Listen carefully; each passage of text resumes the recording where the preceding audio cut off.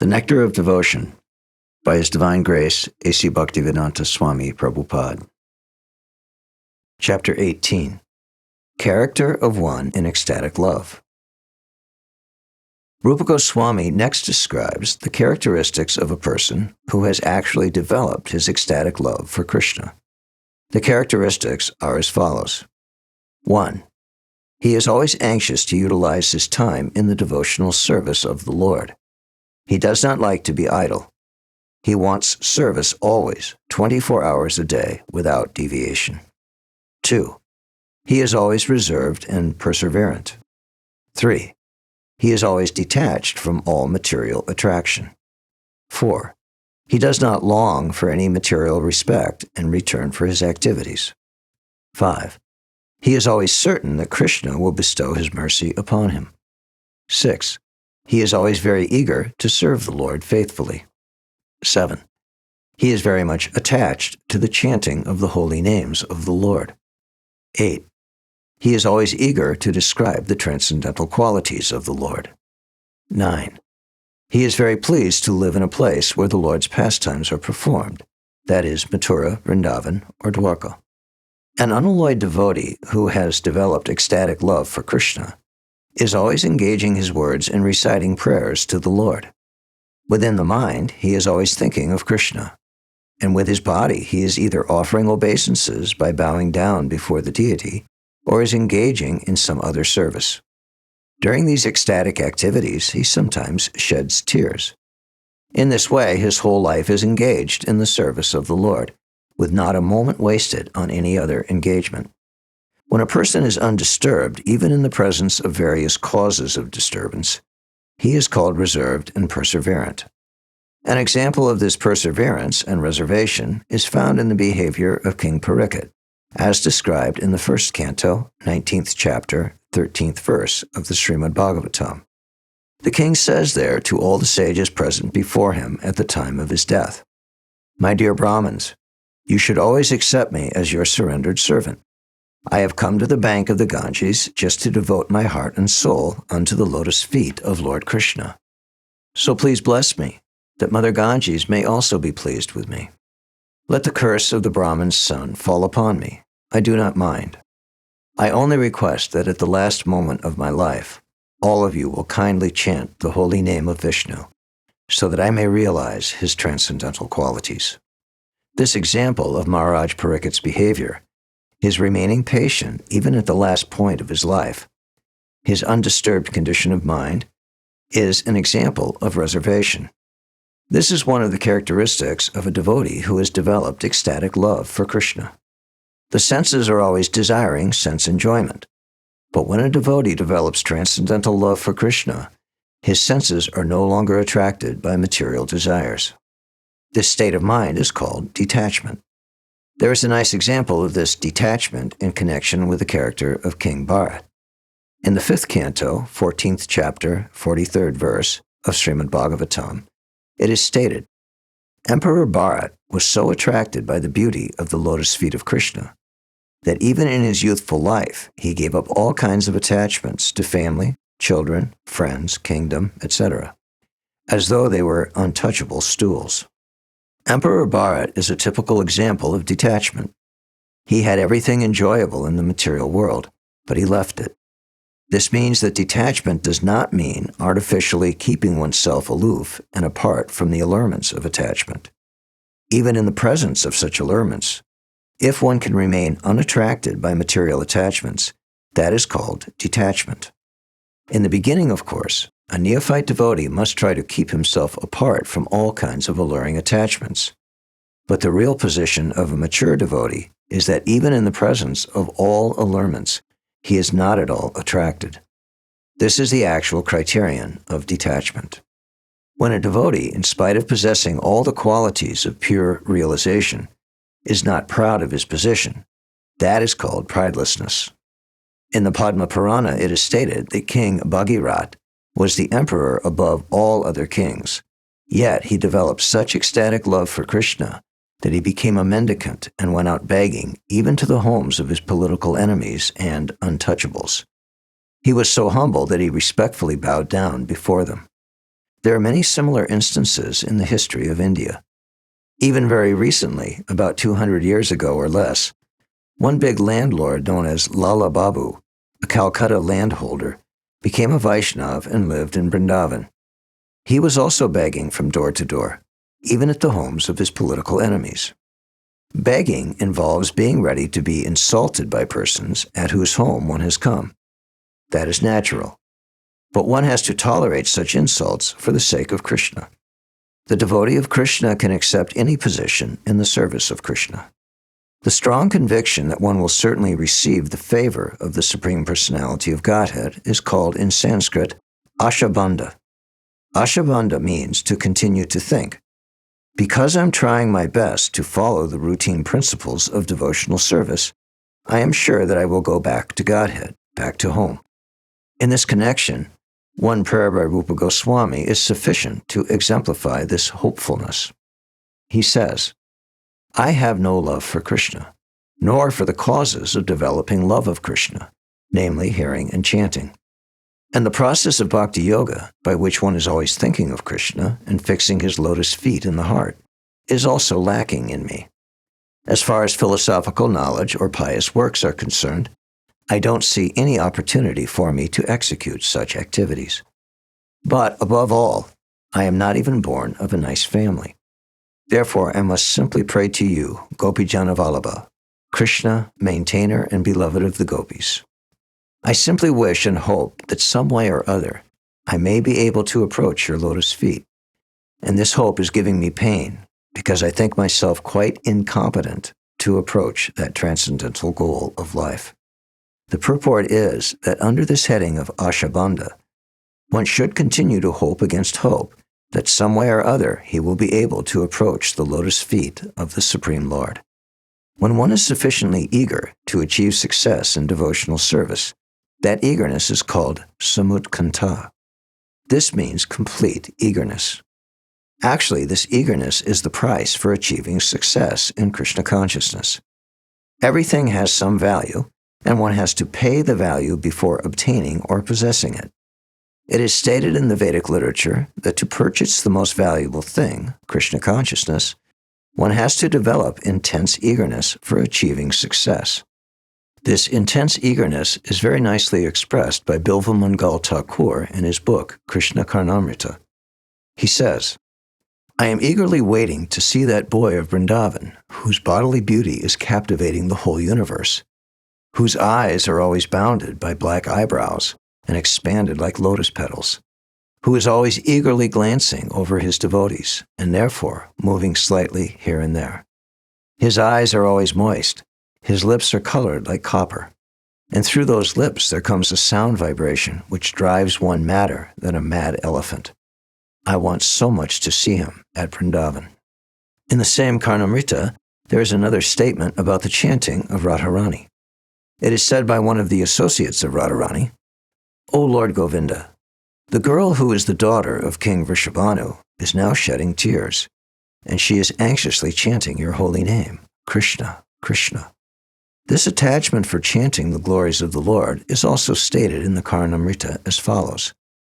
What shall I do for Krishna, who is pleasing beyond all pleasurable conceptions, and who is naughtier than all restless boys?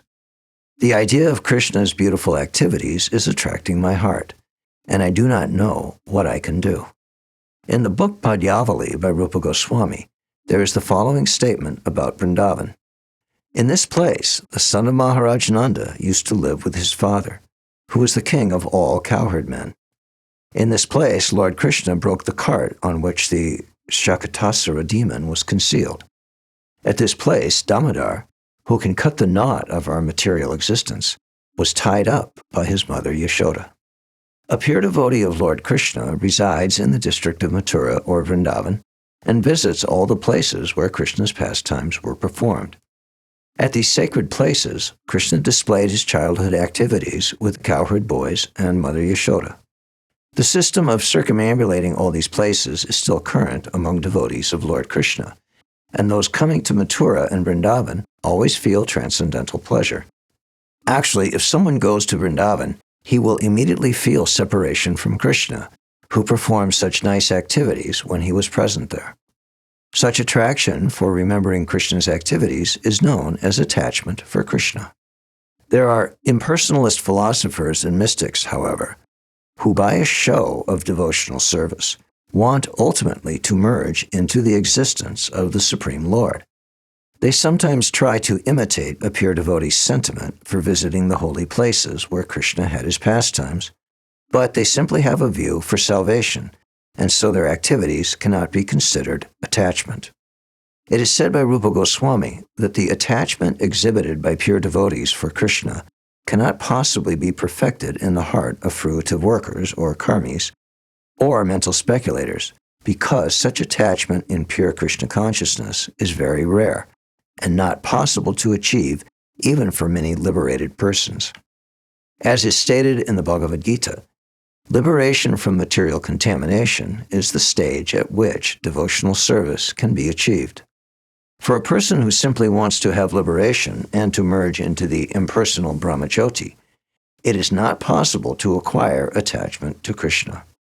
This attachment is very confidentially kept by Krishna and is only bestowed upon pure devotees. Even ordinary devotees cannot have such pure attachment for Krishna. Therefore, how is it possible for success to be achieved by persons whose hearts are contaminated by the actions and reactions of fruitive activities, and who are entangled by various types of mental speculation? There are many so-called devotees who artificially think of Krishna's pastimes, which are known as Asta Kaliya Leela.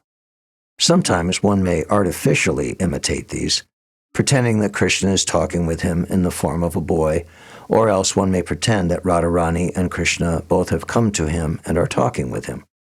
Such characteristics are sometimes exhibited by the impersonalist class of men, and they may captivate some innocent persons who have no knowledge in the science of devotional service. However, as soon as an experienced devotee sees all of these caricatures, he can immediately evaluate such rascaldom. If such a pretender is sometimes seen possessing imitative attachment to Krishna, that will not be accepted as real attachment. It may be said, however, that such attachment is like giving a future hope to the pretender, so that he may eventually rise onto the actual platform of pure devotional service. This imitative attachment can be divided into two headings, namely shadow attachment and para, or transcendental attachment. If someone, without undergoing the regulative principles of devotional service, or without being guided by a bona fide spiritual master, shows such imitative attachment, it is called shadow attachment.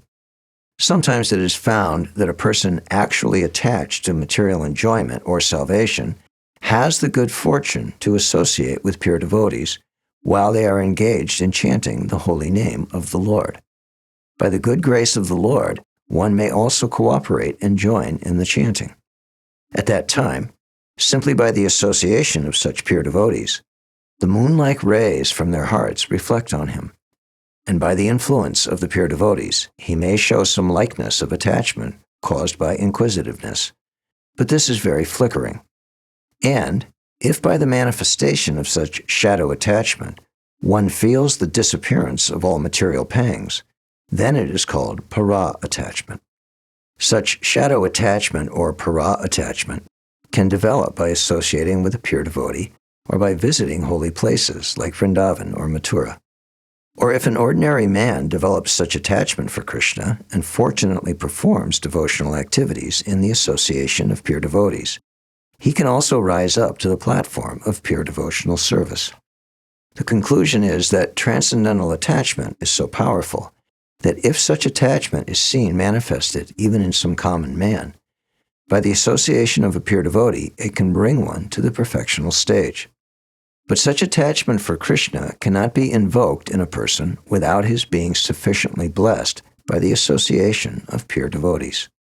As attachment can be invoked by the association of pure devotees, so attachment can also be extinguished by committing offenses at the lotus feet of pure devotees.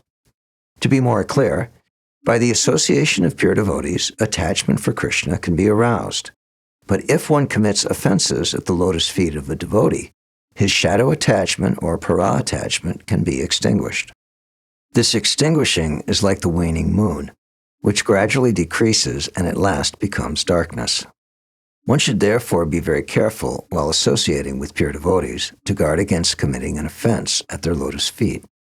Transcendental attachment, either shadow or para, can be nullified by different degrees of offenses at the lotus feet of pure devotees. If the offense is very serious, then one's attachment becomes almost nil. And if the offense is not very serious, one's attachment can become second class or third class. If someone becomes attached to the principles of salvation or to merging into the existence of the Brahma-Jyoti, his ecstasies gradually diminish into shadow and para attachment, or else transform into the principles of ahangrahopasana. This ahangrahopasana describes a living entity when he begins spiritual realization by identifying himself with the Supreme Lord. The state of self-realization is technically known as monism. The monist thinks himself one with the Supreme Lord. Thus, without differentiating between himself and the Supreme Lord, it is his view that by worshiping himself, he is worshiping the Supreme Whole. Sometimes it is found that a neophyte is taking part in chanting and dancing very enthusiastically, but within himself he is under the impression that he has become one with the Supreme Whole. This conception of monism is completely different from pure transcendental devotional service. If, however, it is seen that a person has developed a high standard of devotion without having undergone even the regulative principles, it is to be understood that his status of devotional service was achieved in a former life. For some reason or another, it had been temporarily stopped, most probably by committing an offense at the lotus feet of a devotee.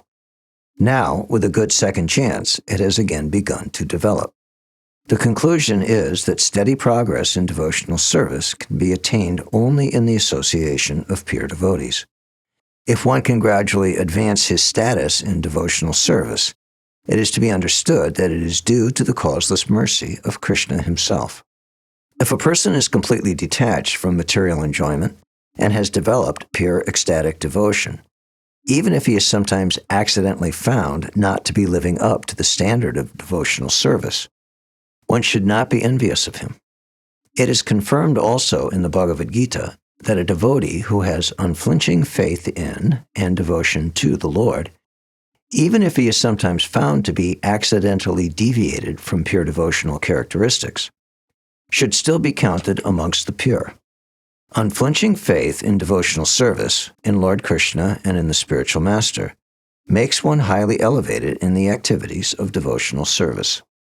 In the Nrsimha Purana, it is stated, if a person has completely engaged his mind, body, and activities in the service of the Supreme Godhead, and externally he is found to be engaged in some abominable activities, these abominable activities will surely be very quickly vanquished by the influence of his staunch devotional force.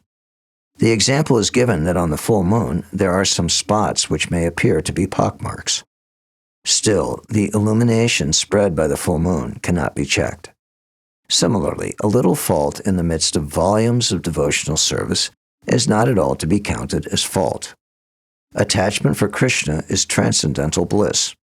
Amidst unlimited volumes of transcendental bliss, a spot of some material defect cannot act in any way.